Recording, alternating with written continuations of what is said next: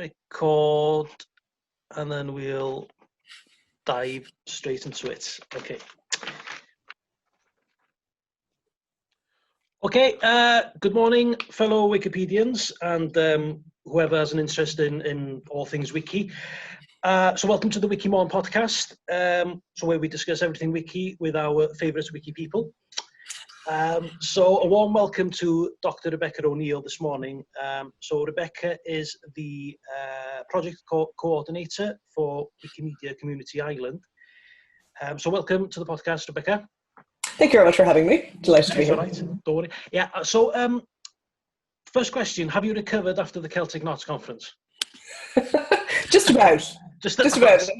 About a month out now. Well, not quite. Yeah. It was interesting and fun, but just because something is virtual doesn't mean it's any less work. It's probably more. Yeah.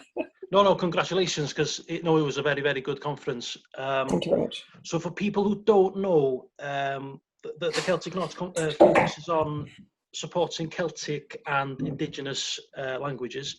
So the first one was in Edinburgh in 2017, and then the next one in Aberystwyth 2018, Cornwall last year, and then Ireland this year. Nominally. So it was a very, it was very, very professional. So no, congratulations, really.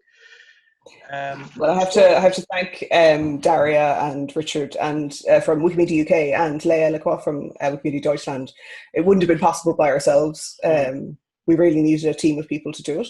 And thankfully, as you said, I mean, Celtic Knots fourth year now, there is a really nice cohort of people kind of built up around it. So there was a great kind of team already ready and willing to go. And it was one of the few Wikimedia conferences that went ahead virtually. So people were quite pleased that there was kind of something on the calendar that they could see a few friendly faces. So how hard was it to orchestrate something as, interactive and electronic as that then? Because it must have been quite a feat to... Definitely, and we benefited hugely. So Leah in Wikimedia Deutschland had been involved in a hackathon weekend that they would usually have in person with the Deutschland staff. So she was able to take an awful lot of the learning that they had from that. Now, obviously, a hackathon is a little bit different. The levels of interaction, perhaps, people don't really come together en masse as much as they would do perhaps for, conference setting. So we learned a huge amount from her, and it was just an awful lot of assessment and, kind of posing ourselves kind of questions as to what forms of interaction we wanted to use, what tools we wanted to use. Being the Wikimedia movement, we obviously wanted to favour open source, but when it comes to volume and the utility of certain tools and the ability to support them correctly, if you don't have your own servers and your own staff and things like that, meant that we decided on quite kind of minimal, streamlined tools, just kind of did what they said on the tin. And allowed kind of maximum functionality for kind of minimum technical nous, even though we would have people that obviously are quite technically well able. If something goes down, you want it to be able to retrievable, by somebody who isn't at that same level. So it just took an awful lot of planning, and from the point of view, I suppose, of when kind of dates went out and things like that, it probably was, we had the luxury of time because people didn't have to book travel. So we kind of used that time to really focus on tool selection, stream, how we would stream it, how packed we would make the days. We were quite aware of that. Going to a conference, there is kind of a certain amount of you go into a bubble, and you kind of, you put all the energy into it for the 2 days, but doing that in front of a computer, it's not really the same thing. So you can't ask somebody to sit rigidly for 8 hours, like you would. Yeah. No, it was very, very professionally done. So congratulations on that. Thank you very much. So what got you into editing Wikipedia in the first place then? So did you start on the English Wikipedia or the Irish? I started on the English. Like most people, I think you presume that there is just the default English, unless you come from a very large language like German or Spanish or Mandarin or something like that. I think the default is always English. And I set up an account way back in 2011. At the time I worked in the Natural History Museum. I was a cataloguer here in Dublin. So I was coming across kind of interesting bits and pieces of information about kind of lesser known naturalists and collectors and areas of Ireland and things like that. So I started by editing or attempting to edit an article on a figure that mostly is just people from Norway know, Peter Christian Asbjørnsen. I always mangle the pronunciation, and he was kind of the Hans Christian Andersen of Norway. Okay. But he was also a naturalist. So he's mostly known as Bjørnsen and Mo. He published a load of Norwegian, so like the Three Billy Goat Scruff and the Runaway Pancake and things like that. They're all I think the Runaway Pancake he wrote. The Three Billy Goat Scruff was one that he collected. So around the same time, I've heard of it. Yeah. Everybody had the same kind of romantic revival. Norway was doing the same thing, and he was doing that work. But he was also a naturalist, and he sold his collection to Dublin in 1879. So I came across him that one. There was no mention in the Wikipedia article about him being a scientist and doing these. He did kind of he found animals living at depths of the sea that people didn't believe they would live at the time in a place called Hadjanger Ford. So we had his specimens, but of course I couldn't find a citation because nobody had written about the fact that he was a naturalist. So it's kind of, this very quickly learned that, okay, this is where it falls down. So over the years I have managed to get that in there, thankfully. And kind of didn't do anything with it for a few years. And then eventually I came around to do my PhD. And my PhD supervisor is a man called Tony Sant, who a lot of people with Wikimedia UK and Malta would know very well. He was the Education Outreach Officer for Wikimedia UK at the time. And I had this very dry, boring dissertation proposal about curation. And he said, do you know what, let's look at curation as it is today. Mm-hmm. And we looked at Wikipedia as an example of that. So that's when I kind of went deep into Wikipedia editing at that point around 2013-14. And that's when I went to Wikimania and, kind of got... your eyes were opened. Immersed. Exactly, got fully immersed. Yeah. So do you think that the concept of, Wikipedia, that it's multilingual and the fact that anybody can contribute, do you think that helps minority languages like, the Irish and the Welsh? Definitely. And I think it's something we've seen out of Celtic Knot over the years, that there's some really interesting kind of outcomes that you realize. I know when Welsh Wikipedia hit 100,000 articles, they discovered that suddenly Google and Amazon and things like that were paying more attention, and that suddenly Siri and Google Home knew more Welsh on the back of that because you have this free corpus of language to use. It's something that an awful lot of language technologists in Ireland are very interested about, because historically there isn't a large free corpus of written Irish to be used. That's one of my cats now, singing the song of his people. That's Hamilton for everybody listening. There isn't this free corpus that you could use for, teaching machines and that's why historically Irish speakers would tell you that machine translation for Irish is horrible. I know it's bad for a lot of languages, but it is particularly bad for Irish. So not having that corpus means that you're then behind the curve for an awful lot of these technologies. But having this large body of Creative Commons licensed written material is a huge boon for any minority language. The beauty about Wikipedia is that there is kind of, for most Irish people's experience of having learnt Irish, is that there's a very strong emphasis on grammar and correct grammar, and there is kind of that creeps in a little bit in people's experience of then perhaps using Irish. That people are very quick to pick up on people's grammatical slips, be them spoken or written. Yeah. So people are quite hesitant then to engage with it, whereas the community on Wikipedia is quite welcoming. And they don't tend to involve, kind of engage in that kind of snipey, bitey behavior, as we would call it on other language Wikipedias, where you kind of very quickly revert people's edits or, passive aggressively, kind of correct people's grammar. Yeah. And that has meant that an awful lot of people who just have school level Irish, but want to reconnect with their language, Wikipedia is a very friendly environment in which to do that. And especially for people who are, what I've discovered kind of anecdotally is that a lot of people who are diaspora, who have moved away from Ireland, will use Wikipedia. And Wikipedia editing is a way of staying in contact with their language at a distance. So how many articles are there in the Irish Wiki then? Do you know, or There's around 53,000 Oh, now. wow, okay. Yeah. That's good. So it's not, it's kind of roughly kind of 89th, 88th largest Wikipedia is usually where it floats around. Okay. Yeah, brilliant. So you mentioned school level earlier on. So what's the Irish Wiki's relationship with education then? It's emerging, is probably the way that I would put it. You know yourself working with, so Irish people learn from age 4 until 18. You do Irish unless you have an exemption of some description. You moved to the country kind of when you're around 12 plus, I think, is when the cutoff is. So that's in every school? Yes. That's every school, yeah. Oh, that's every school, yeah. And there are Gael Scoilna, there are Irish medium schools as well, where everything is taught through Irish. Yeah. But the majority of schools are English language with then Irish as a subject. Right. And it's very much akin to doing English as a language in that, you know, up until age 12, the end of primary school, it's very much, I suppose, vocabulary and grammar to a certain extent, and conversational. It's meant to be conversational Irish. So you learn about, you learn about how to talk about your day in past, present, if imperfect future, those kind of things. Yeah.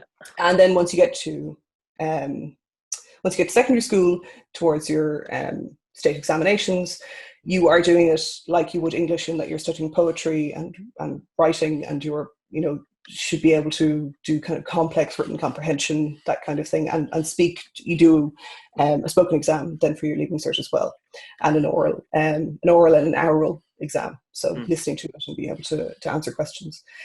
So it's quite a, I suppose, and it being mandatory in that if you, English, Irish, maths are mandatory kind of subjects, and if you fail one of those, nominally you fail your Leaving Cert or your Junior Cert. So it is completely compulsory across the way. And most third level institutions expect you to have those three subjects at a pass level. So it's kind of, it's one of the things that's kind of spoken about an awful lot internally in Irish, in Ireland, that it's this kind of thing that we all experience universally, and we all are kind of universally scarred by it. And the refrain in Ireland is always the way it's taught, that it puts everybody off. And with Wikipage and a huge resurgence in, say, kind of things like what's referred to as a pop-up Gaeltacht, which back when we could go to pubs, was the idea that you'd occupy a pub for an evening, and it would be a Gaeltacht, an Irish-speaking area, for an evening. So having these kind of ability to live meaningfully through Irish is something that Irish language activists really hone in on. That that it's the official it's one of the official languages of Ireland. We're supposed to be able to live our lives through it, and I want to be able to meaningfully do that. And things like being able to have Gmail in Irish and WhatsApp, and all of these things are really important to just kind of being able to, if you choose to immerse yourself in the language, and having information available to you through Wikipage is a kind of an essential component of that.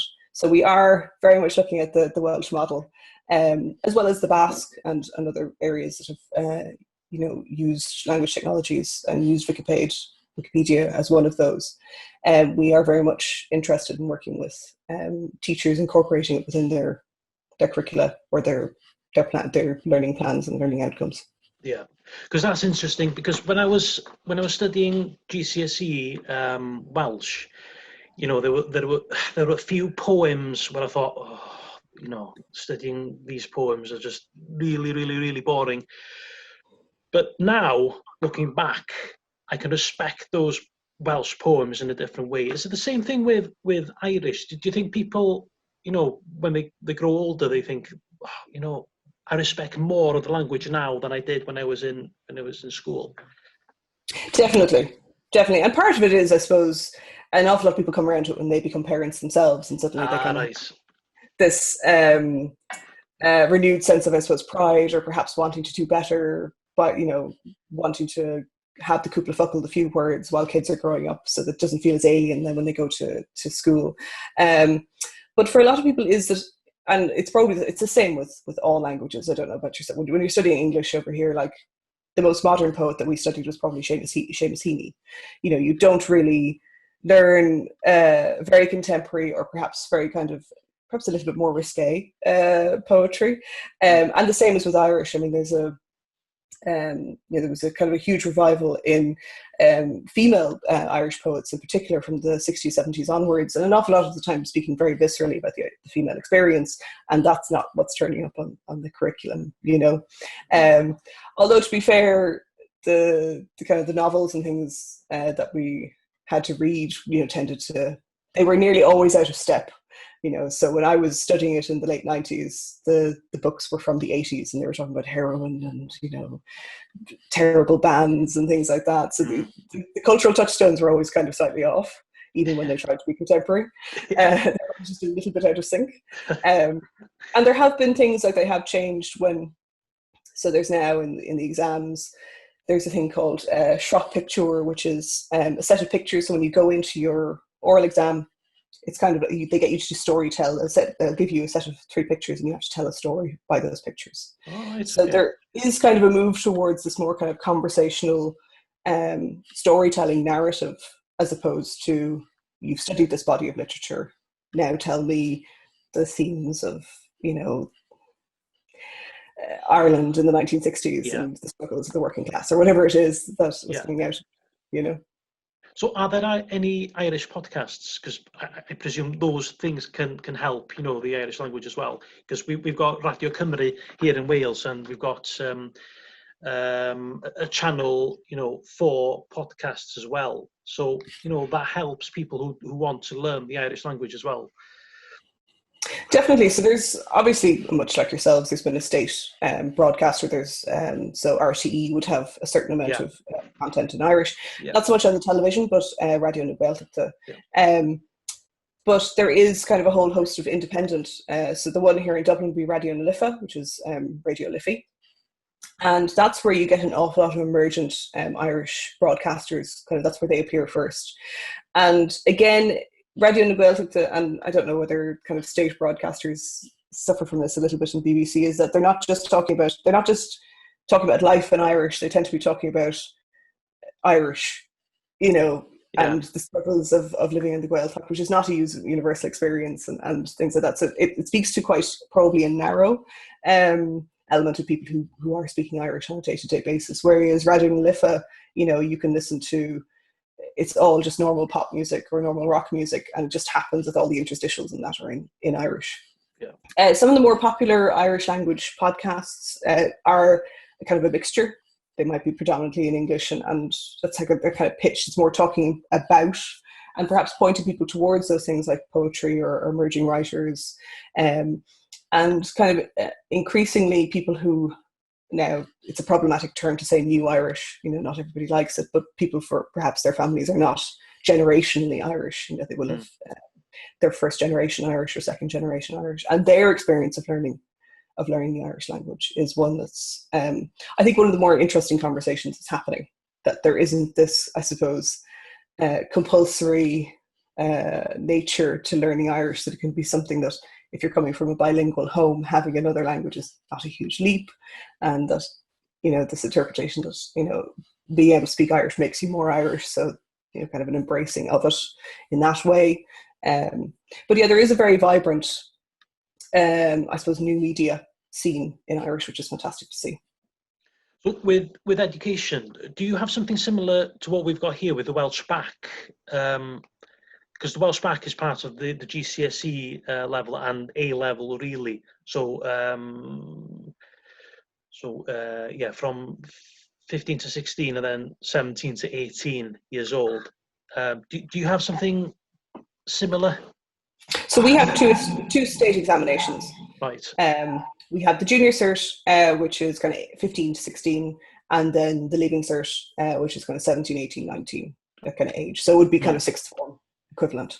And that's the one that gets you into university or another third level institution. Right. Okay. In years gone by, the junior certificate, or the inter-cert that used to be referred to, was, some people would finish their education at that point, at age 15, and it was seen as your final state exam at that point. You might go off and do a trade or something like that, or go into the public service at a kind of a technical level. But now, nobody really, it would be a very small minority of people who would leave after it doesn't have the same utility as the GCSE. It's not seen as well developed. And you would do quite a lot of I think the GCSE is similar. You could do up to 12, 13 plus subjects at junior cert level. Yeah.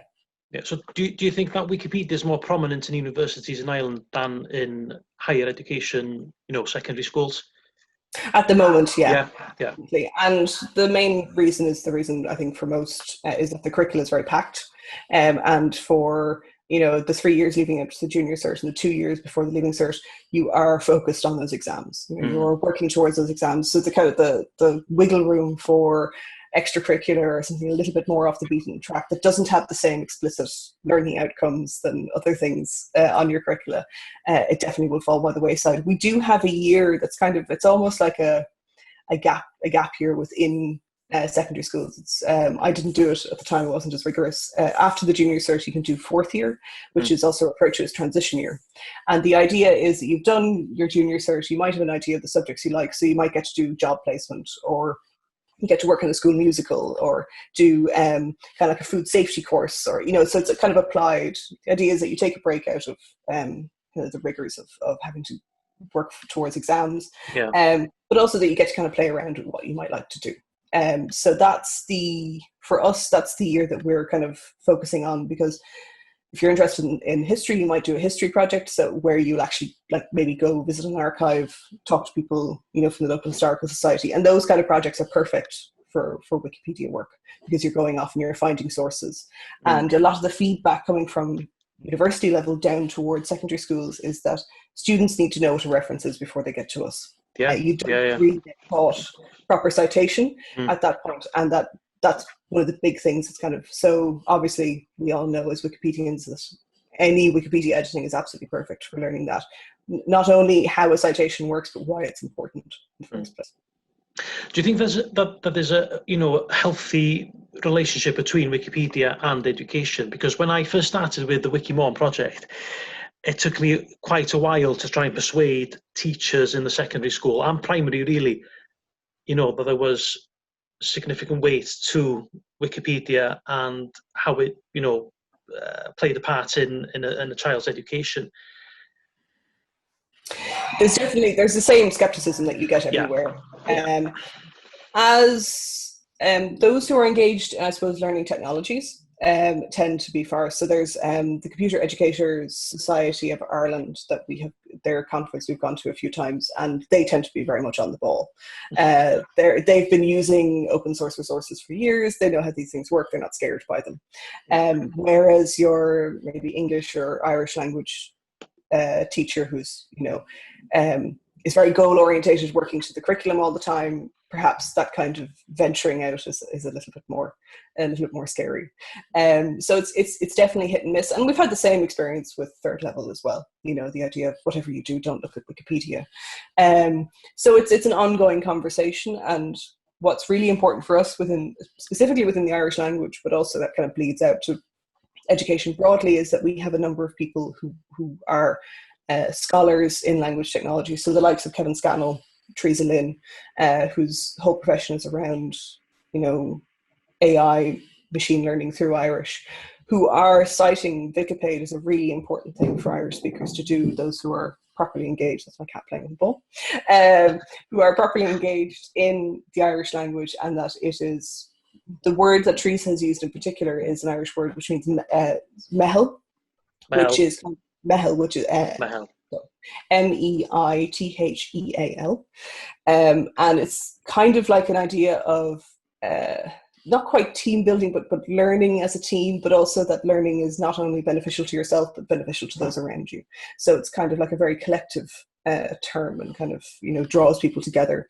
And that has kind of seemed to have rung very true for an awful lot of Irish language educators. There's kind of like it's the altruism, I suppose, within wiki editing that's what I find that tends to draw people in.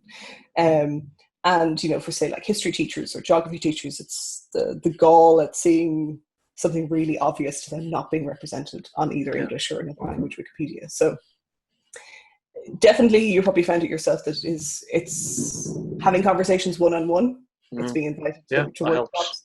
Yeah. And it's having those Q&A and the demystifying, and just I suppose, putting a face to it seems to help a huge amount, because Wikipedia is usually, this kind of faceless organization, much like your Googles and your Amazons, and kind of humanizing it is a huge step forward, I think. You mentioned editing, and I've been following your adventures on Twitch. Yeah, they've been pretty good actually, because I think we need more sessions like them really, because it opens your eyes really, because it's the same thing with going to secondary schools, with the taster sessions. You tell them exactly what Wikipedia is and how to edit, and they're like, oh, okay, I didn't know that. So it's an eye opener really, isn't it? Yeah, and it's breaking it down as well. I mean, I much like everybody in kind of the strange times that we find ourselves in, I was trying to find a way to perhaps do a small amount of the work that we would do on a almost a day-to-day basis, which is meeting people in a room, putting them in front of some computers and getting them to hit the edit button. Yeah. So how do you do that virtually? And we do virtual editing workshops, but they tend to be discrete groups of people, which would be the same, I suppose, if you're physical as well. So the idea, I noticed, Nicholas Vergenon had been doing Twitch as well. He does Wikidata through French, Sparkle queries and various different tools of Wikidata. Now, my technical ability wouldn't allow for that, but I literally started at square one and said, this is how you set up an account, and worked my way forward. So the thing with Twitch is that it deletes your videos after a certain amount of time, but you can download them. So those kind of very kind of signposty ones I've posted to our YouTube account, so people can. And what's been quite handy is now when I've done virtual events is that I have a set of 12 videos that are only half an hour each that I can send people towards, and they have hopefully a clear title, how to upload an image, how to put an image into an article, how do you translate between wikis. So taking a look at the translation tool. Yeah, and that if you have, and I put it out, I don't get a huge amount of response, but if people do have a specific query, I'm quite happy to spend the half an hour tackling that, or kind of looking at, how different articles behave, and how you go about writing different articles. So obviously writing a biography is very different to writing about a species of an animal, for example. So trying to kind of tease out. And the thing about being an editor for a long time is that an awful lot of that stuff you don't really think about anymore. You just it comes automatically. Yeah. So having to talk to yourself literally as you do it, you kind of stop yourself and go, oh well, why am I doing it this way? This is what I've learned over the years. With the huge caveat of another editor would probably disagree. Yeah. But there is a place to disagree as well, isn't there? On exactly. So exactly. So final question, what do you think is the future is for the Irish Wikipedia? Hopefully bigger and better. One of the wonderful things that we saw out of Celtic Knot that was revealed was that Kevin Scannell had put a huge amount of information on Wikidata. So now if you look up an object on Wikidata, more than likely there's going to be that object name will be in Irish for, I suppose, things. So nearly every plant species, I was kind of curious, I was looking them up. So there will be an Irish language tag there. You might not have the description, but you'll have the actual word itself. And it means that Irish actually overtook Welsh in the amount of, I don't know. It was Jason that asked. He was like, how did Irish suddenly leapfrog Welsh? And Kevin was like, you've done this massive import. Good.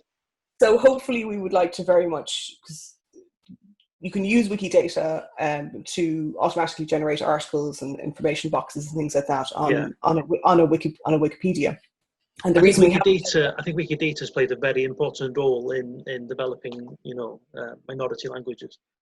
Yeah, and up until now, the Irish language community would have been hesitant because it would have been a creep of English, because you'd always have a default language. So if the tag doesn't exist in Irish, what language would you default to? So for Irish, it would probably be English. Say for Maltese, it would be Italian or French or Arabic, depending on I suppose their preferences.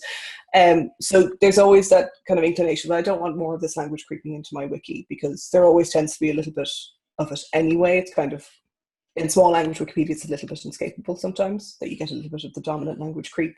But now that we have that really big corpus of words, the ability to utilize to leverage that to develop more stubs, to flesh out articles, to create those Wikidata boxes, info boxes, which means then that wiki editors are then freed up to do different work, that you're kind of, and we don't know exactly how that, one of the things I was interested about the Basque experience, because they've taken, the Wikidata info boxes hugely. That's one of the things that they invested a lot of time in. But they don't really know whether or not editors are doing other things instead now. And that's what I'd be really interested to know. Like, if you know as an editor, you don't have to slavishly update, say, a politician's info box every time their ministerial brief changes or they resign. If that all happens centrally in Wikidata, what do you then use your time at? And that's what I'd love to know. If we do kind of seriously implement it on Wikipage, can we see the benefit of what people are able to redirect their energies towards? Well, yeah, it's been a pleasure having a chat with you, Rebecca. So hopefully the Welsh and Irish Wiki can maybe join forces maybe in the next few months, next few years. Maybe create a project of our own. That would be fantastic. Yeah, that'd be quite cool actually, wouldn't it? Yeah, so thanks very much for the chat. It's been a really, really, really good discussion. Thank you so much for inviting me, Aaron. It's great to see you. Lovely. Thanks very much. Thank you. Okay, bye.